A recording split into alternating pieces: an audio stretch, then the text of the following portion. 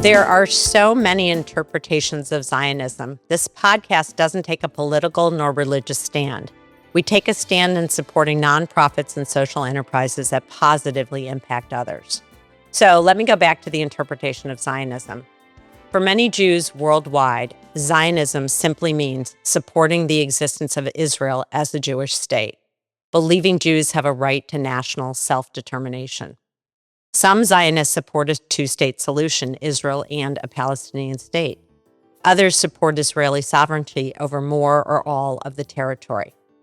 Many Palestinians view Zionism as a settler colonial movement that displaced the native Arab population, in essence, the ideological root of their dispossession. For them, Zionism is closely tied to occupation and statelessness.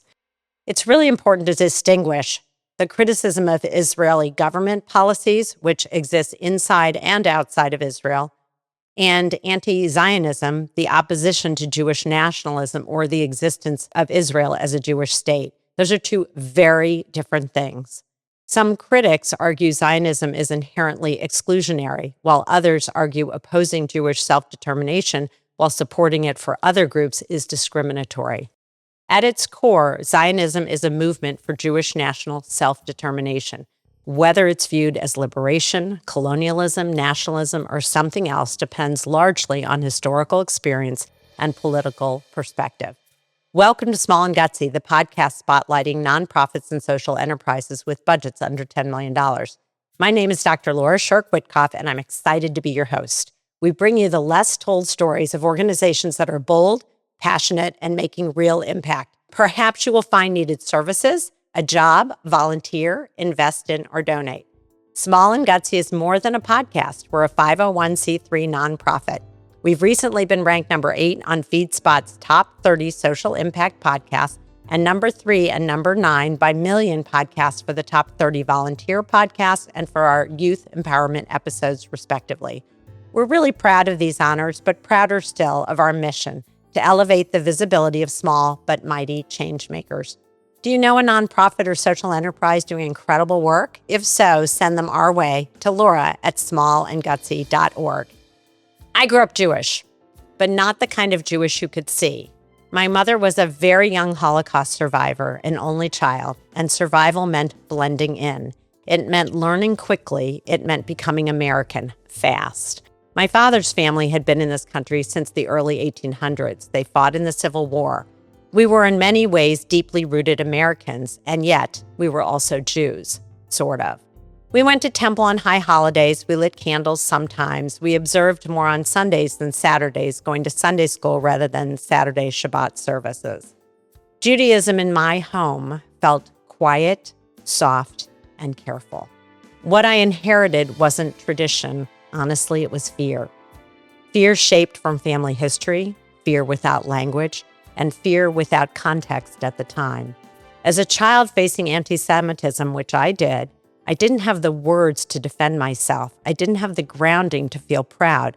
So I did what many children of survivors learn to do. I made myself smaller. I hid. It wasn't until I married a Catholic that I had to confront what being Jewish actually meant to me. And when my children prepared for their B'nai Mitzvah, I realized something. I couldn't ask them to walk a path I hadn't claimed myself. So in my 40s, I became a bat mitzvah. Not because I suddenly became more religious, but because I needed to stand in my identity fully, consciously, and without apology. This podcast is about a varied journey for many American Jews. It's about assimilation and survival, about inherited trauma and chosen pride, about raising Jewish children when you're still figuring it out yourself, about Israel, anti-Semitism, community, and what it means to belong. If you grew up with mixed messages, if your Jewish identity felt rooted more in fear than in joy, if you've ever felt invisible or ashamed or unsure of how to stand tall, this is the space for you. Let's talk about reclaiming what was always ours. Here is what makes Club Z significant for so many. A place where Jewish teens can learn about their heritage, about Israel, about anti-Semitism, and actually feel equipped to stand tall instead of shrink. This podcast is about shifting the journey of fear to a journey of pride. It's about growing up assimilated, about inherited fear, about reclaiming Jewish identity as an adult, about raising kids who don't feel the shame we once did, and about building the confidence and literacy our younger selves needed. If you've ever felt like you were Jewish but not fully rooted, you inherited history but not pride, you're still figuring out what belonging really means to me, you're in the right place. So let's have a conversation that I wish I'd had sooner. Club Z, founded by my guest today, Masha Merkulova, out of a need to create an ongoing, comprehensive, and honest Jewish education program for Jewish teens in the San Francisco Bay Area, has grown into a national organization for Jewish teens, raising modern-day Zionists who are articulate and knowledgeable leaders. Their mission is to create a network of educated and articulate activists with a commitment to Zionism who advocate for themselves, Israel, and the Jewish people. Club Z envisions a network of leaders who embrace their Jewish identity, are proud of their Jewish heritage, and address issues of bigotry and anti-Semitism head-on. They foster responsibility for teens, hone their leadership skills, and arm them with a supportive network. Their guiding principles inform their program and help develop a shared language among teens and educators. They encourage curiosity and exploration, asking teens to think, and I just love this, critically about their beliefs, and model productive debate and disagreement, real civil discourse, which is what we need today more than ever. My guest today didn't grow up knowing she was Jewish. Masha Merkulova was born in the former Soviet Union in a place where Jewish identity wasn't something you celebrated openly. In fact, she didn't even discover she was Jewish until she was a teenager, and we'll hear more about that in a minute. Imagine learning something that fundamental about yourself that late. As Masha began to question who she was, she also began to explore what it meant to be Jewish, and eventually what Zionism meant. And for her, Zionism wasn't a slogan or a political buzzword. It was a movement of justice, a movement of restoration, a response to centuries of exclusion and persecution. Before founding Club Z, Masha spent more than a decade as a Jewish community activist in the San Francisco Bay Area, working to confront anti-Semitism on campus and advocate for Israel. She's been recognized as a Generation Now Fellow through the Jewish Education Project. She completed the Israel Foreign Ministry Diplomatic Seminar for Young Jewish Leaders. She served on the steering committee for the Limud FSU West Coast.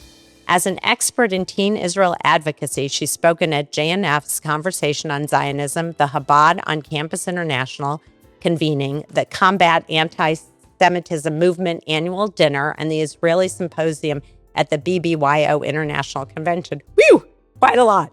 Her writing has appeared in the Jerusalem Post, FoxNews.com, Jewish News Syndicate, and E-Jewish Philanthropy, where she tackles some of the hardest and most urgent issues facing Jewish teens today: anti-Semitism, identity, and the delegitimization of Israel. Whew, that's a mouthful. Today, we're talking about identity, how you find it, how you claim it, and how you teach the next generation not to shrink from it. I am so very honored to welcome Masha Merkulova. I wish there had been a Masha in my youth. To the small and gutsy family, your passion is clear. Please share what the realization was like discovering you were Jewish and how you came to this place where you are today, helping so many others. So welcome. I'm so happy to have you. Oh my goodness, Laura, that is quite the introduction. I want to look back like, who is she talking about? Oh my goodness. I'm talking about you. You're welcome. Thank you very much. Thank you so much. I'm so excited to be on with you and on Small and Gutsy podcast. That's exactly what we need. We need to be able to share what we do with people who can make a huge difference for us. And so I so appreciate this opportunity. Thank you. Thrilled. So I can't imagine, I always knew I was Jewish, even if it wasn't celebrated in the way that would have been most useful to me and where I wasn't confronted with anti-Semitism and did not know how to respond. How did you find out? And you took it upon yourself to learn really who you are inherently. Yeah, it's a short story. It's not that unusual, but it also is unusual. But the way that I was raised directly reflects on why did I start Club Z and how I approached Zionism to begin with. So my mom is Jewish. My dad is Russian, ethnically Russian. And so in the Soviet system, your nationality was passed paternally. So in every school roster that every teacher had, I was written as a Russian. Interesting. Because my mother never thought to bring it up. And it wasn't because she was trying to hide it. She just didn't think to bring it up because she knows who she is. Right. What else is there to talk about? It's not like there was a Jewish school or there was a synagogue or there was a Jewish youth group. There was nothing. And also, I didn't realize that either you were Russian or something else. So did you not have what we would consider as a Jewish home? Like there were no symbols, nothing. So your mom sort of accepted being Russian. There was nothing. Yeah. Correct. Not just Russian. We were Soviet citizen. That was the beginning and the end of your identity. Got it. Right? You're a Soviet citizen. It's all encompassing. The religion is the opium for the masses, according to Comrade Lenin. Mm-hmm. And my mom was a pediatrician. She worked 80-hour weeks. My dad also worked for the health ministry. My parents were either at work or they were sleeping because they were tired. Yeah. And I'm a Gen X. You kind of take care of yourself. So I found myself standing in a passport office when you're 16 years old in Soviet Union. You go get a passport. And the passport lady who casually informs me, oh, honey, your mom's name is Riva, the daughter of Leib. You are not a Russian. You are, in fact, a Jew. You found out at the passport office. That's amazing. Yes. Okay. And did you even know what that meant necessarily? I knew that it's a nationality, but again, that was it. I had no idea that Jews were disliked. It was not part of my ecosystem whatsoever. Yeah. The next day I show up in school and I make an announcement. Hey, fun fact, I am a Jew. And all of a sudden I discover all sorts of name calling and blah, blah, blah, blah, blah. But again, here's the thing. Because I did not grow up as a minority, I did not grow up with any kind of baggage, with any kind of shame. I gave the insults right back. Good for you. And that was it. That just ended. Like it was it. And everybody moved on. I'll tell you, when I was 15 years old, the Soviet Union was sort of like crumbling. My two girlfriends who were not Jewish, so the three of us, we went church shopping. Because you knew you had an option then to practice something you had never had a chance to practice. Got it. Yeah, interesting. Yeah, but the Chabadniks from New York haven't arrived yet. Right. I had no idea what that was. Right. And so we went church shopping, and they settled on Catholic because you sit in a Catholic church as opposed to Orthodox Russian church where you stand the entire time for the service. Mm-hmm. I never went back, but that's how divorced, sort of like my understanding of myself was. It was never on the radar. Did you lose friendships, though, when you made that announcement and people were cruel, it sounds like? Or did your friends sort of not care and move forward? Because there's so much anti-Semitism, and I experienced it. I had gone to an all-girls school that there were only 3 Jews in my class, so it was painful. Looking back now, I think I did because suddenly the group of girls that I was with weren't as friendly. But honestly, I wasn't. Teenagers are so, in any location, under any circumstances, you're so self-absorbed. And I still had my 2 friends, and I had another friend, and that's all you need. Right. That's all you need. That's exactly it. And so the girls who didn't, I just moved on. I said, but again, it's also like I never cared much because I think when you grow up with a majority of identity, you're not as insecure. So I was never insecure Good for you. in who I was. Mm-hmm. And were you an only child, or did you have siblings? I have an older half sister who, again, we grew up just Soviet identity. That was it. And I would be shocked to find out that, all these years later, I am like the Jew of the family. That is very funny to me. Yeah, it is. And is your half sister from your mom? So she's also Jewish. And did she learn that at the same time you did, or when she was 16? Honestly, I have no idea. And I didn't really come into my Jewish identity until I moved to America and my son started going to a Jewish day school. And that's where I started learning about Judaism and being Jewish and Israel and Zionism. So talk a little bit about that, because you obviously saw a huge need here that you wanted to address in kids, sort of like how I grew up, and then even grew up even more Jewish, but wanted to ground themselves, particularly today, when identity is so threatened in lots of different ways and places. When you did your very long introduction, I have not heard you do this kind of explanatory introduction about a concept. And it struck me that I don't know of any other people for whom others define us or defined our terms, and we think that it's acceptable. Yeah. It's a good point. Right? Yes. So when I discovered Israel and when I learned the story of Israel, and it was still a story far away. I was living in California. Israel is somewhere over there, and there's constantly like it's sand, it's camels, right? It's war. And it's Israelis. They're not Russians. They're not European. I mean, in what we understood. Yeah, I felt similarly. Yeah. However, in 2005, in July and then August, Israel was having the disengagement debate and movement. And at that time, the only social media network that was around was actually YouTube.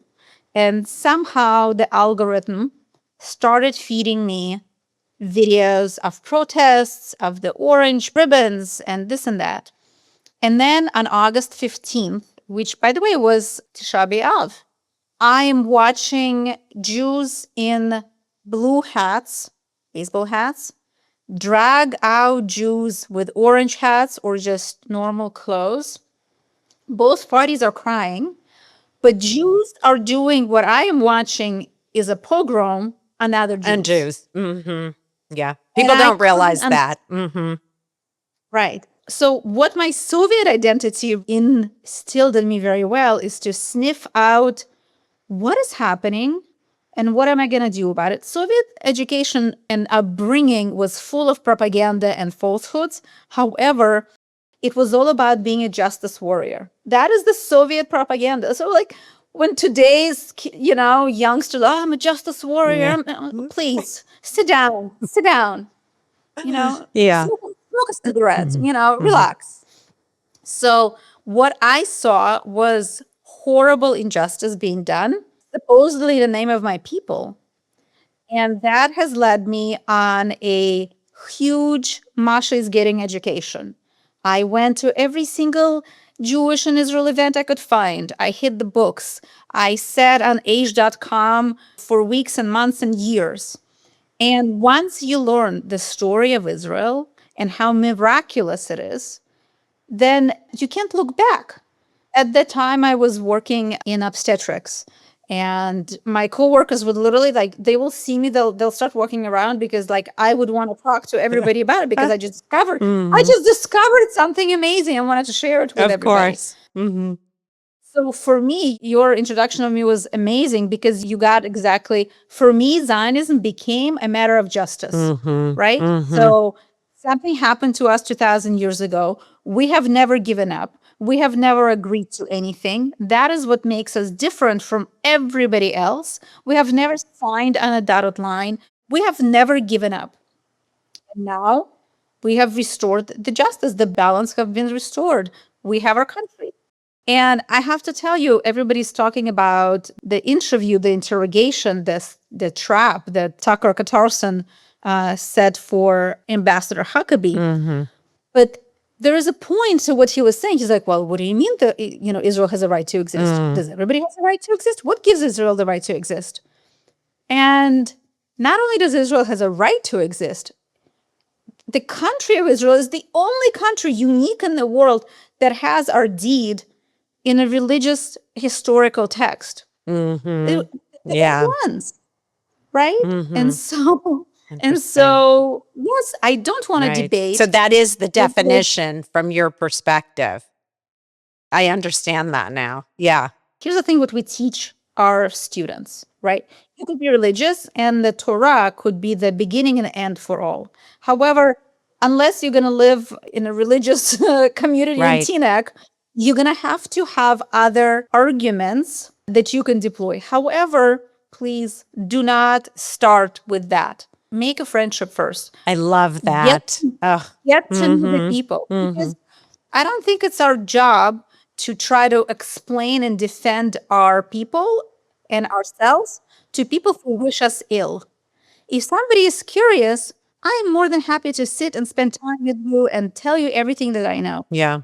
But if premise is already evil, because that is what evil is, then I'm not. Well, it's a waste of time, right? It's a pure waste of time. Exactly. And so, I love that approach with your students because it's teaching them the beauty of civil discourse in that you build a relationship, or even if you don't know the person well, it's the belief that you can have a disagreement in a respectful way. And so if you don't get to know the other person, you're making assumptions.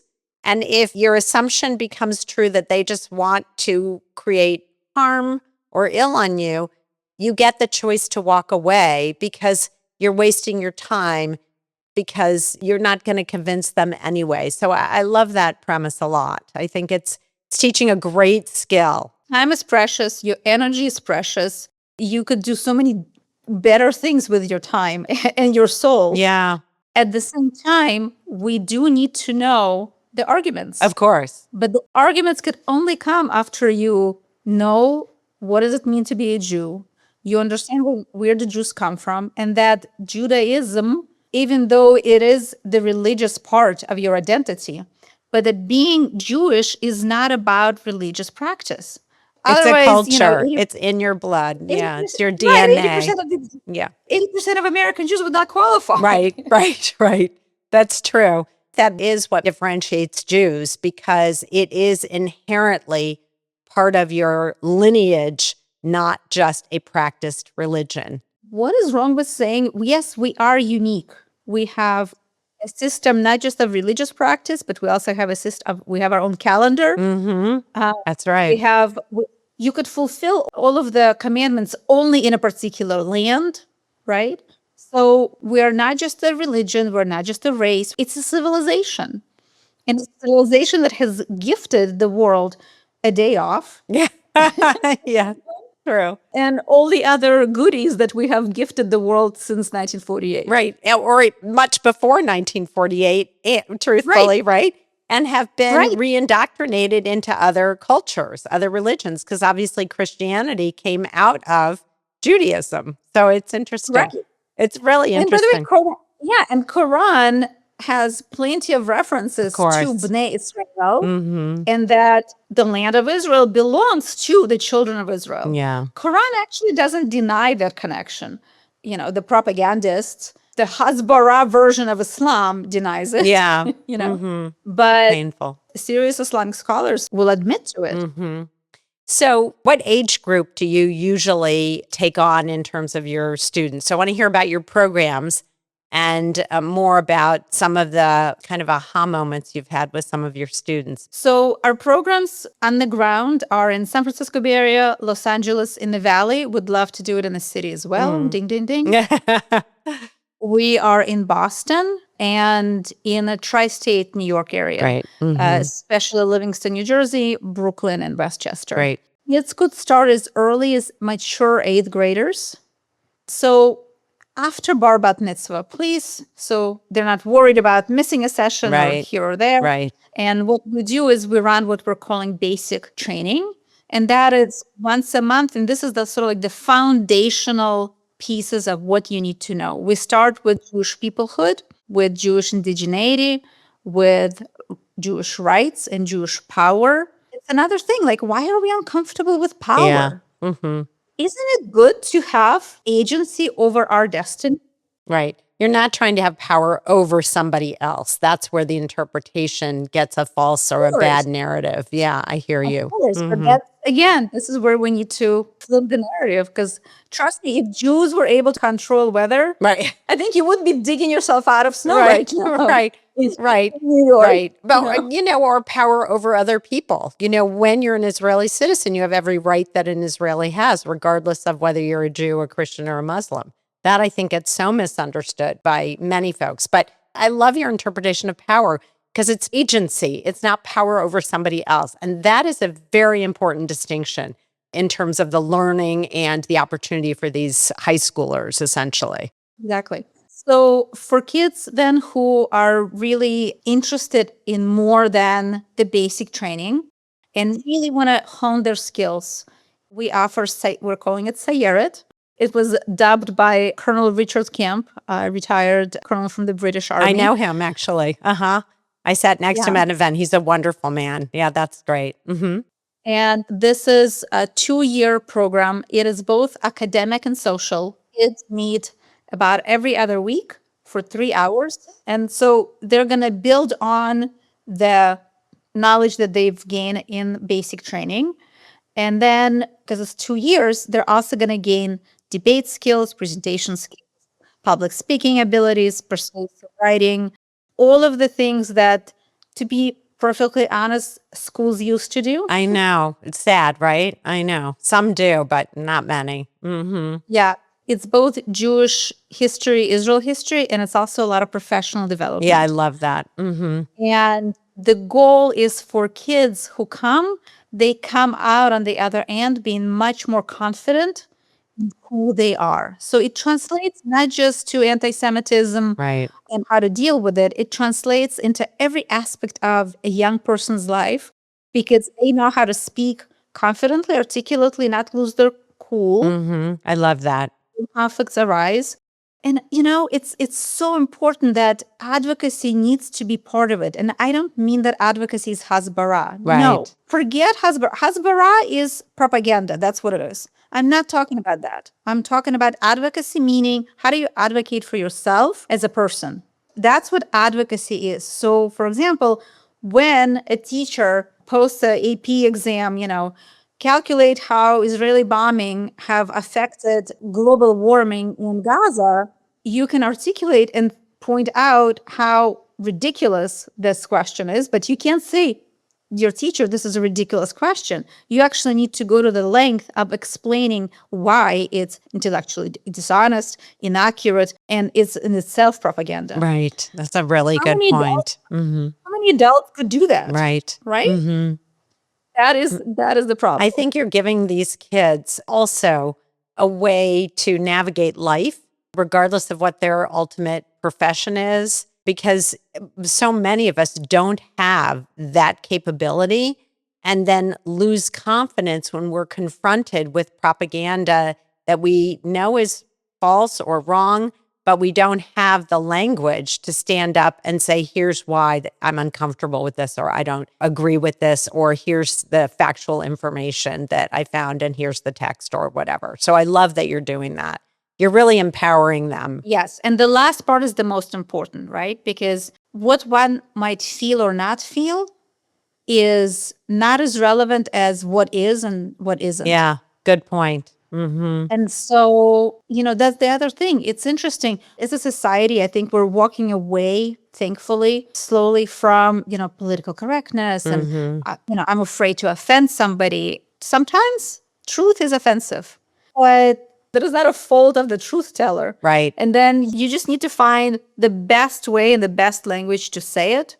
But sometimes you just need to call things out. So if somebody says something that's factually incorrect, I think it's perfectly fine to say, what you're saying is factually incorrect. Here is why, and here is what actually this means. I like that you're taking the emotions out of it to an extent, because I think a lot of propaganda does the opposite. It hones in on our emotions, wants to trigger whoever it's aimed at, right? And either start something or exacerbate it or create false narratives that then people internalize in a negative way, and then they feel they can't speak up. So I love that you're equipping these kids with a way to rationally respond to things that can affect them emotionally, but that you're pointing out that the emotional response is not the best effort forward. It never looks good when anybody responds with just emotion. Yeah. Right? But we do need to build emotional connection to each other. Of course. And one of the things that I expect is when a Club Z student scrolls through their feed, right? Like they see something horrible happening somewhere, there's earthquake somewhere. And they go, oh, this is too bad, because they're people, they're going to pause, right? And then they're going to move on. When they see that something is happening that has to do with Jews, I want them to stop. I want them to call. I want them to find out what's happening. I want them to get involved because there are so few of us. There's 15 million Jews in the world at most. Right. We have not made up the numbers pre-Holocaust. That's what people don't understand. And so that's why I fight for every Jewish child that I could possibly bring into the fold of Jewish peoplehood, because that's the most important thing. Well, it's the future. It's really the future. So I want to go back because I didn't really let you finish. So your personal story, then you started to really, you were working in obstetrics. You started to share like, oh, I found this out, or this is really, it must have been like an awakening for you in a way, right? And then there wasn't a Club Z before you came along. So how did you come up with the idea? And back in those early days, how did that formulate, and how did you, now you have them in, 4 different cities or 5 different cities, which is great. So eventually I joined the Jewish community in San Francisco Bay Area. And as part of it, I got involved with a small organization. And the whole point of that organization was to fund pro-Israel events at Stanford, UC Berkeley, UC Santa Cruz, and there's a Silicon Valley Hillel that also organizes pro-Israel events. And we would give quick grants to students with very easy paperwork, because when students run events, they always forget about something. Yeah. Oh, I forgot that I need a couple of $100 for pizza, or I forgot to order t-shirts and now I need $2,000 because it's, Right. So our shtick was, we'll give you funds very quickly and easily, but we want to know what's happening in the ground. And so as part of this, I was a volunteer with this organization. I started going to UC Berkeley. That was like my campus that I went to. And every time I went there, I would be speaking to these bright Jewish UC Berkeley students who have gotten Jewish education. They went to Jewish high school or Jewish day school. They've been to Israel. They've been part of the youth group. They've been to Jewish summer camp. They did not know basic facts. Interesting. They couldn't understand the difference between the Independence War and Six-Day War. They did not know fully what Zionism was. They couldn't they did not know basic history. So at the same time, this organization that most people now know, if not now, it wasn't coming up yet, but I kept seeing Jewish students being turned to become anti-Jewish activists. Anti-Israel. Anti-Israel, correct. And their whole thing was, well, I didn't know that Palestinians were suffering. Well, I didn't know that there were all these people that I didn't know. And I said, okay, the cheapest thing that you could do to treat an illness is to prevent it. So let's inoculate them. Why aren't we telling them what the other side is saying? Why aren't we telling them, listen, the other side is going to tell you about Nakba. Okay, let's talk about Nakba. What is Nakba? What does the word mean? When did it happen? Who was involved? What was actually happening on the ground? So part of our curriculum is Palestinian narrative. What are these people saying to themselves?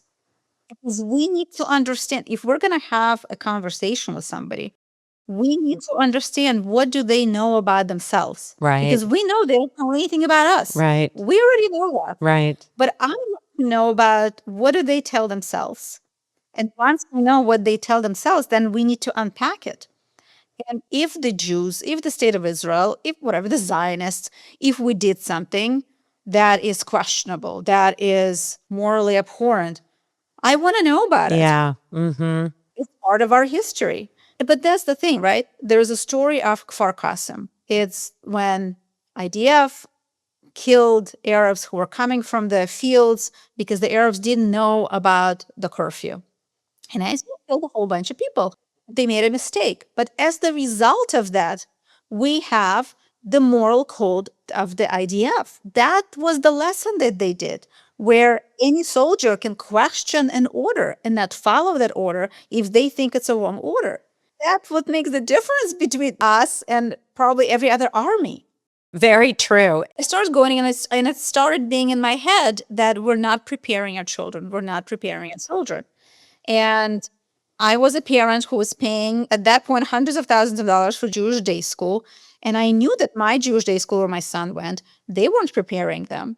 And I went around looking, Federation, JCRC, nobody was having those conversations. And the status quo was just there. Hebrew schools, who works in Hebrew school? Whoever is willing to take the job. Anybody with a pulse who is willing to take the job and is willing to work for pennies will get the job as a Hebrew teacher in a Hebrew school. So there's no standards. There is literally nothing. And so I just thought that that's wrong. And, long story short, I came into possession of right here, see that binder right there? It's still there. It's original from 2012. Wow. I came into possession of a curriculum that's called Israel and Jewish Identity. It literally connects Jewish identity, Jewish peoplehood, and Zionism. And that has been our 3 pillars from the beginning. And your first group, were they high schoolers? How did you pull people together? It was word of mouth. So my son brought friends, his friend, those friends, etc., etc. I started with 3 boys. It became 10 boys. That's great. Boys. Then I'm like, we need some girls. And our local JCC, they built a beautiful facility and they had a beautiful, what's called the teen center. But at that time, they didn't have any programming. And so they said, you're welcome to use it. Perfect. And so what started as, once a month, the kids are like, we need more of this. Let's do it every other weekend. And they're like, we need more of this. I'm like, guys, I have a job. Right. Right. So you were doing the teaching yourself, and then eventually did other people volunteer and come step up? And of course, then you went into other cities and they replicated your program. But what a journey you've had. How many students do you have per year? And it's probably the same group that comes back until they graduate, I would assume. It really varies. So this year we are at about 200 students. Last year we were over 400 Wow. students. And this is across the country or only in this area? Okay, Yes. across the country. And then with this new program that Colonel Kemp helped to create, which I love, that's really for when you're in college, right? Or No, it's high it's high school. school. The 2 okay, It's great. high school. Wonderful. Yeah, this is that. Yeah. So that's an Yeah, so we- exceptional. Yeah, so we started this program last year where we're much more, we formalized, if you will. We really sort of like put a lot more scaffolding, a lot more processes, because it's really difficult to have an 8th grader and 11th grader in the same room. Yeah, of Right. course. So even basic training will separate kids by age. Perfect. So we'll have 8th and 9th graders together, and then we'll have 10th through 12th graders together. Perfect. Yeah, The idea is basic training is 0 requirements. You don't have to know anything. right. Just show up. yeah, the only requirement is show up once a month, learn something. And it's nice because you have girls and boys together. So they bond as a group and connect. And I imagine they're from various schools all over the area that they can get to. And so there's usually a central location in each of these areas which is absolutely terrific. So let me start with, unfortunately, I love technology. I love certain parts of social media. I mean, I'm on Instagram to sort of promote the fabulous organizations like yours that I get to connect with. And at the same time, it is turned into either an ad or absolutely fake information, and even dubbing people's voices that sound like them for the purpose of convincing somebody of something, whether it's a product and to buy or whether it's a point of view. How do you teach students, and I'm asking actually for myself too, how do you teach us to really discern a source like that? Because a lot of the pushback I'm sure these students get is, here, look at this video, or this is what's happening. So how do you help them differentiate between what's real and what's essentially propaganda? In all honesty, this question existed before AI. Of course, absolutely. Oh my God, look at Hitler. Like, it's an easy, Right, or in your right. experience growing up. Yeah. Yeah, how do you discern? So we do a couple of things, but this is ongoing. Like, our themes like this are ongoing. Good. And every session, right, it'll open with what's going on, what are you seeing, Good. what are you Hearing. Great. And so this is where older kids will help the younger ones, but also the educators will help everybody to, who are your reliable sources? How do you check for it? We run social media training Great. workshops. I love it. Not only to teach them how to discern, but also to teach them how to stay safe online. Right, because that is an issue. For sure. It's a very big issue. Parents are trusting their children to us. That is a responsibility that cannot be taken lightly, but it's ongoing. We work with CAMERA, Committee of Accuracy Middle East Reporting. Do they have a channel? Do they have a social media? They have their own Instagram, and there's also CAMERA on campus. Good. And they're great. They've done so much research. They're really great source and partners of ours. Great. To, is this real? Is this not real? And then I have my own sources in Israel and in the media where I could just quickly guys, Text what is what's happening? That's great. Right. It's so hard. So a lot, for the general public to figure that out. right. So a lot of it is just kind of background work. But a lot of times kids would post something in the WhatsApp, guys, I'm seeing this. Is this real? Oh, this is great. So you have private groups for them that they can check. It's such a good support. Correct. It's really great. Correct. I love that. I teach a graduate class at USC in policy. And I was teaching at October 7th, and there was then the aftermath. And I had both Jewish students and I had Arab students and then Latino students in a whole. It's all a mix. And I had to be very careful about I don't take a position politically. I have to be very careful because I'm not there to do that. That's not my mission. My mission is to help them learn to think. And so I love hearing what you said, because my push for them is go look at the source, go look at that source's source, dig till you get to the actual facts that are coming. Yeah, it's just hard. Look who's funding the source. Right, perfect. That's a perfect, I love that, absolutely. And it's, you have to do that in scientific research all the time in terms of, did a drug company, fund this research on this particular drug? It doesn't mean it's bad. It means you have to take that into account. And sometimes it is bad. Sometimes it's not. So it's I love what you're saying. It's so important. And it's so important for young people to not only build community, build connection. You're teaching them to ask questions, and you're giving them a responsible way to manage their own agency in that context. And I just think it's quite beautiful. So I'd love to hear, throughout your many years, it's been 14 years or something like that, right? I would love to hear a few aha moments like that surprised you, maybe with a student, aha moments that sort of warmed your heart. Anything that you feel you can share. You don't have to share names, but I think those are so remarkable because you're doing this work out of the goodness of your heart, and you're compelled to do it because because of your own story, but also your deep belief in helping students navigate their own agency within the context of their Jewish identity. And it's lovely. Thank you.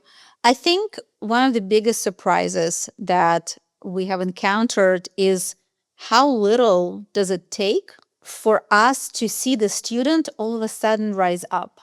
And I don't mean raise up and, raise hell. No. I'm saying to raise their confidence. It takes very little, but it does have to be intentional.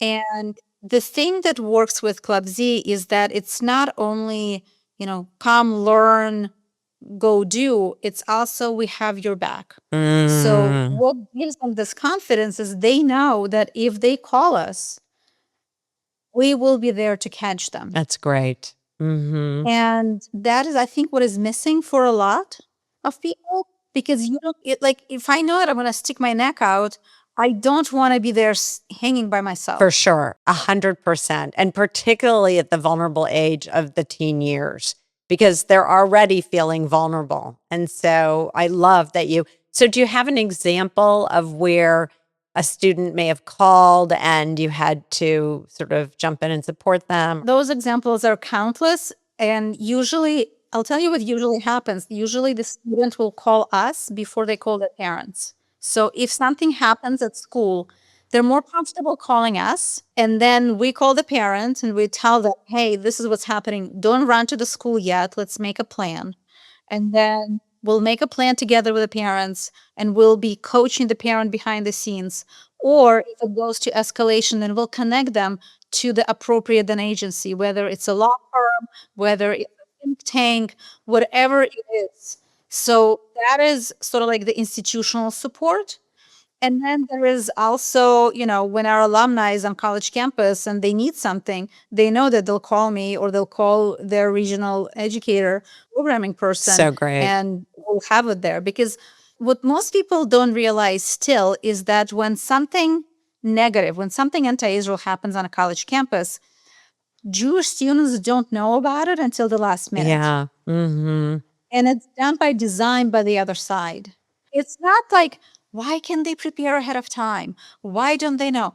We don't know. They don't know because it's been hidden from them until the very last minute when nothing could be changed or Right. nothing could be done. Right. And all of a sudden, you have 12 hours to prepare 100 speeches to give it a BDS hearing, So one of the things that we do is we train our kids, and there are those that are inclined, for example, to run for student senate. So you could be there ahead of time. Oh, right. To help You'll support. know ahead Mm-hmm. of time, and you could actually prevent something. So it's also we need to be smarter, and we need to be a lot more strategic. And still, I really don't like the fact that we're putting that burden on our On children. the student. Yeah, I agree. It's really I too wanna bad. know- Mm-hmm. I want to know where are the adults in the room. Right. And that goes back to the beginning where we are allowing somebody else define our terms and define what is ours and what is not ours. And that is where the leadership of the big establishments, legacy organizations, big philanthropists, that's where their efficacy could come in, where they are wielding their power Right. for the agency of their grandchildren at this point. Yeah, that's a really good point. I also wonder, and you've probably toyed with this, and there's so many adult Jewish learning opportunities. But do you ever offer your curriculum for adults? I know that's a stretch because it's not necessarily your mission, but I feel like adults or caregivers of your students could benefit from their own sort of support group. Not that the student wouldn't come to you first necessarily, and I totally understand that. I remember being in kindergarten and I had something happen to me. Somebody said some things, and I never went and told my parents because I was afraid to. I thought I just wouldn't have support. I thought what I would get, which I think is true, frankly, is they don't know, just ignore it, blah, blah. The usual. Again, this is a long time ago when I was little, but it did leave a mark. I still remember it to this day. And, I had a student, a fellow student sitting at my little snack table asking me, looking at my head saying, I'm looking for horns, like the old, and it's true. I mean, people don't really believe that stuff happens. It happened to me. And I never said anything because I just thought I wouldn't. I learned a lesson early on: hide, fit in, even pretend you're not Jewish so that you can just get by. And it's a terrible feeling because a piece of yourself dies and you have to rebirth it. So I wonder if there's something for parents. I would love it if we could get the resources that we need to do it. Yeah. The other aha moment, the other thing that people need to understand, it really is not that complicated. When people start saying, this is so complex, this is so nuanced. Okay, you know what? History is not that complicated. It's what we do with it. Yeah, how we interpret it. Mm-hmm. How do we interpret it? Like, what do we do now? Let's start with the basics. Let's just learn what actually happened. And then we could add the complexity. But Right. most people don't even know the Basic facts. Mm-hmm. basic facts. Mm-hmm. Yeah, I think you're doing an incredible service. And I'm surprised that no parent has come forward yet to say, I need this too. But maybe they hear a little bit of what their student is learning, or maybe they feel they already know. Who knows? One of the things that we do is after each session, parents get an detailed email with everything that was discussed, with every video that has been shown linked up, and a series of 3 to 5 questions. Here are things you Love could it. speak about Okay. at your dinner table Great. on Shabbat. I love it. That's great. Mm-hmm. But parents have asked. It's all a matter of resources. Mm-hmm. If we're making priorities, then we have to prioritize the kids for sure. But I love that you added that piece because I wasn't aware of it, because that is a programmatic piece. So then you've given parents tools to be able to talk about it at home. And I think the biggest message, again, I'm speaking only from my own perspective, but the biggest message is, can I go home, whether they call you first or not, can I go home and have a conversation with my parents? Because I think teenagers often are afraid of what the response might be. Either the parent will get enraged and say, I'm going to go to that school and I'm going to teach them or tell them whatever, which is not the healthiest response, which is what you're teaching them. And so if the parent reads what they're learning in your program, they will respond accordingly, or they'll call you or one of the educators and say, hey, my son or daughter came to me with this. I want to be able to respond. I told them I would give you a call to talk about it. Or they even come and be on speakerphone and you talk about it all together. So there's so many options that parents can do. When my kids were younger, I have a one child who's on the autism spectrum, and I refused to treat him differently than any other kid. And he's now a librarian, I'm happy to say. So he's a smart little cookie. But we used to sit at the dinner table, and I started this thing saying, what was something that happened today that was good, and what was something you wish were different? So that everyone had an opportunity to sort of share, well, I wish, it could have been anything, I wish it hadn't rained, whatever, or something where I wish Johnny hadn't taken my cookies out of my lunch box, whatever it was. But at least there was an opening. And so I think what you've created is not only these young people to engage in their own identity in a strong, prideful way, you've also engaged the family if they choose to. And then I can imagine that some of the students come into their homes and say, hey, we talked about this, and I think I just love that. Yeah. Yeah. That's one of the things that parents report. Like, I'm having much more interesting conversation with my teenagers. Yeah. Then, did you do homework? Did you, clean up your... Yeah. So it's beautiful. But again, it also stems from, I want to be as transparent as possible with the parents. Because I need them to trust me. When I'm going to then ask them to take a risk with me, I need to build that trust. And so the other thing that we do programmatically, which has become a lot more difficult in the last few years, is we've traditionally brought our older kids to anti-Israel events. That's hard. That must be hard, emotionally hard a little. Yeah, preferably not. Like, I don't like taking them to like anti-Israel rally. Right. It's like, it's too. It's volatile. Yeah. It's not. Yeah. Especially now. But I don't know. Presbyterian Church is hosting Normal Finkelstein, or they're hosting Breaking the Silence, or they're hosting, some other uber left anti-Israel group. Stanford University, that was years ago, they hosted son of Gutsy, who was doing a hunger strike. I remember that. To bring teenagers into that environment where there was about 300 people sitting there, and they're all listening to this nonsense, but they're all agreeing, and you're seeing like, wow, these look like normal people, but they're all just under the blanket of complete insanity. That is where the training comes in, where you just need to sit and you just need to listen, and you need to then, if you have the inner stamina, you can raise your hand and ask a question, because you also have your group there. And I think that's also it's a great message to say you have a voice, even in the context of disagreement, because you're doing it in the most professional way. And so I love that you're teaching that. I think it's a gift for those students in every context. It absolutely really is. So at the end of our podcast, I have a round of quick and gutsy questions that are just fun hopefully for you to answer. If you have a response, you can pass if you want to.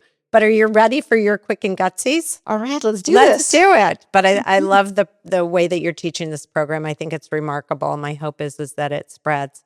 So what is at the top of your wish list for Club Z? However, the answer can't be money or funding, because every nonprofit and social enterprise, that's what they say. So I thought I would take that out of the equation. So what's at the top of your wish list for Club Z? At the top of my wish list are people who are able to teach what we teach. One of my biggest difficulties is finding educators who are able, articulate, educated enough, and also want to give of themselves to these teens. Because it's not just come and lecture, it's come and invest your soul into these children. Well, you're building a community. So when you do educate, you are building the community in which you're in, and you want to be that person as a support to the students. You have to be. I think that's a great requirement that you have. So what makes Club Z gutsy? Because you are on Small and Gutsy. You are gutsy. We're going against the grain of everything. That is what makes it gutsy, is that our existence is a reminder that what we have right now doesn't work. And so, unfortunately, by design, we're going against the grain of every single thing that should be embracing us. Yeah, it does make you gutsy. And you also, I think what makes you gutsy, frankly, is the belief in your youth to be able to take on these challenging, sometimes combative issues and stand tall and with professionalism and have a response that your entire organization can be proud of. So I think that's pretty gutsy. What is something that outsiders and maybe even a few insiders don't know about Club Z? We have a lot of fun together. That's great. We have a lot of fun together as people who are working at Club Z, and we have a lot of fun together as community, as teens come together. There's laughter, there's constant jokes, perhaps maybe because the topics are so heavy. Yeah. It's a lot of fun. What we do is I wake up in the morning and I'm like, this is great. Ugh. I get to do this again. I love that. I love both that attitude, but also the belief that you can have fun when you're learning something that is maybe new and challenging and something that you didn't know you'd have to be equipped to do. You think civil discourse should just be part of a civil society, and it's not. So I love that. If you could get one celebrity or influencer to endorse or talk about Club Z, who might that be? Adam Sandler after he comes on a Club Z trip to Israel. First of all, I love Adam Sandler. I think that is a great choice. He has never been to Israel. He's never been to Israel because he's such a huge supporter of Israel and being Jewish. That's really interesting. I think you need to invite him. Let me take him and his kids and his wife and the whole family. Right. With our teens on our special Club Z trip to Israel. I love that. Then, So is that something that you would invite other celebrities who could endorse your program to go on a Club Z trip? Is that something that you sometimes offer? Yes. Great. I love that. Because it's beautiful. Yeah, it's great. I'm a big supporter of Jewish National Fund. As an adult, I wish I had been a young teen, part of your program or part of going to Birthright or any of that, but I didn't have that opportunity. My kids did, but I didn't. So, okay, so we're going to circle back to a song or a lyric. Unstoppable. No, I love that. Perfect. That's brilliant. Perfect. I think that is a metaphor for the Jewish people. Frankly, if I had to say one, that's it. You just nailed it. That was great. So, Masha, how do people reach you or learn about Club Z? We have a website, clubzforzionism.org. Our Instagram handle is Zionism for Teens, which is growing by leaps and bounds. And people can just look me up. I'm very easily findable, masha@clubz.org. Literally, my phone number is on my Facebook. I love that. Thank you. Masha, this has been such a treat. I feel like I have learned so much myself, not only about Club Z, but your personal story, which is beautiful, and your dedication to really helping our teens manage in the world, both as Jews, that's a strong part of their identity, but as citizens in some way, because you're teaching them how to have appropriate public discourse. And it's just something that is part of character building, frankly. And that's what you're doing, which I love. And I love the parent piece that you send an email, which I didn't know about before. I think is wonderful as a parent of 4 now adults. I believe in those deeper conversations and always being available. And when you can't be, or the kid doesn't want to come to you, you're an incredible avenue for them. Exactly. As I opened, my mom, it was a very young Holocaust survivor, but I grew up with so much fear. And now to have that in the face of our environment more and more is just something, I grew up with in the back of my mind, but I never thought it would be as global as it is now. And it's heartbreaking, I have to say. So I just want to thank you for the work that you're doing. Thank you so much, really, for this podcast, for the opportunity, and for giving us this chance to tell more people about the work that is being done. And honestly, even if, they live not in the area or they don't want to come, the other channels, we have a massive Clubsy YouTube channel where we put a lot of content. Right. If people just spend time there, they could get a huge education. Oh, I love that. What I want for the American Jews to understand is that no matter how assimilated, how hidden you are, eventually somebody will know and they will ask you questions. So you might as well find out who you people are, where they come from, so you could have a conversation with a neighbor. We're one people. Whatever happens, it's going to be one destiny between Jews of Israel and Jews of America. For sure. It's the two centers in the world right now. Mhm. So let's get to know each other. Let's know our mutual history. Mhm. So that our children could be excited about being Jewish. Yeah. And I just want to reiterate something so important that you said before is that it's not about the religious practice that you have. It's really about the ethnicity and the culture and the identity piece, which is, at the forefront. And I love that because you're really accepting of any Jew of any background. And I think it is so essential because we've had sometimes division within our larger Jewish community, and it's not useful and it isn't accurate, because we've, for better or worse. It's artificial lines of separation. Why? Right. It makes no sense. Well, it's what you said in the beginning in my definition is that we've allowed other people to define us and then we've internalized some of that definition. And so I so appreciate that you said that. And it really gives me pause to think about not only exploring more of your website, I've done a little bit, but exploring the YouTube channels, learning a bit for myself, and taking on, you mentioned a news outlet that you really like. And I'd love for you to repeat that name for other listeners, maybe to check that out. Yeah, of course. It's camera.org. And what they do is they're holding press accountable for their dishonest reporting. Love it. It's a great resource. They've done a lot of research. They've put out a lot of research reports. So yeah, it's a great org. No, I really appreciate it. We have to put out information that we know has integrity, Reliable. right? And is accurate. Exactly. And so I love that you're able to share that. So I so appreciate all of that, honestly. Please go to smallandgutsy.org to check out all of our episodes. And if you're so inclined, please purchase some Small and Gutsy merchandise, consider sponsoring an episode, or making a donation. Both are tax deductible and help keep us going and spotlighting these great organizations. The opinions and viewpoints expressed by our guests are independent and don't reflect the position or views of Small and Gutsy. Of course, we can't take responsibility outside of our own vetting of the organizations we interview, so before you sign on to support or work for them, we encourage you to do your own due diligence and research them as well. I want to thank my partners in this endeavor, the Intrinsic Group, the donors, the sponsors, and my incredible board of directors, Brianna Carmichael, John Gatto, Lucy Mello, Ari McCoy, Melissa Greitz, and Serena Rajabian, who believed in me in this project enough so to sign on to support this effort, and all the folks, friends, and family who have guided and inspired me.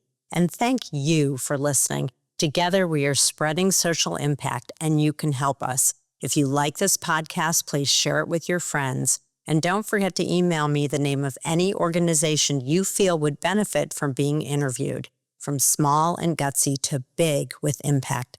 I'm Dr. Laura Scherck Wittcoff, and thanks for listening.